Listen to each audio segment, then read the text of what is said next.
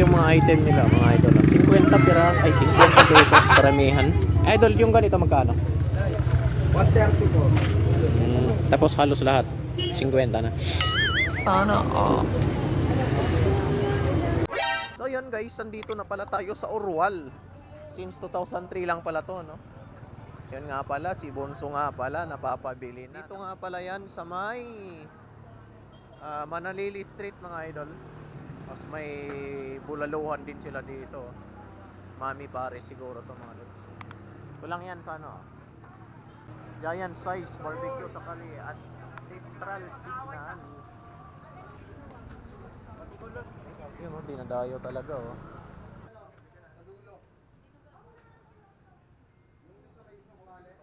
Ito nga pala yung order namin, mga lods. Kasama to, no? Ito. Saka yan. Marami, oh. Pila-pila rin yan, mga lods. May number. Nag-add nga pala ako ng kwet ng manok, mga lods, no? Paborito ko si Sana all. 50 pesos. Ang laki, ang haba. Oh, diba? Ang dami na, mga lods, oh. Traffic na. Ang dami ng ano. Ganon kasikat yung Urwal. Since 2003 pa to, mga idol, no? Daming tao, dinadayo talaga. Buti na lang mas maaga kami, mga lods, no? Ayun, no?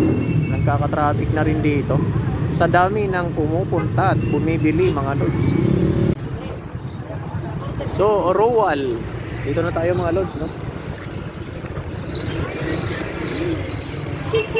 Ito yung mga item nila, mga idol, no? 50 piras, ay 50 pesos karamihan. Idol, yung ganito magkano? 130 po. Tapos halos lahat 50 na. Bibidyo kayo, kuya? Ngayon na lang na extra gas. May extra pa ba sticker? Yun, no?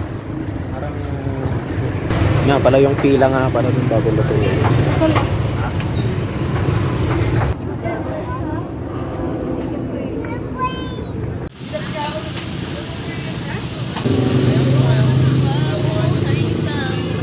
Sino ba naman hindi masasabik sa ganyang kalalaki?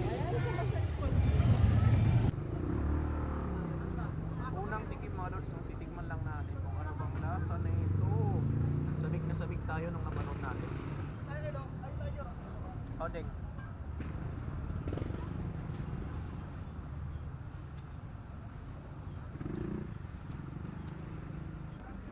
Yun, o. Laman, 50 pesos na rin. Tikman din natin yung mga lods.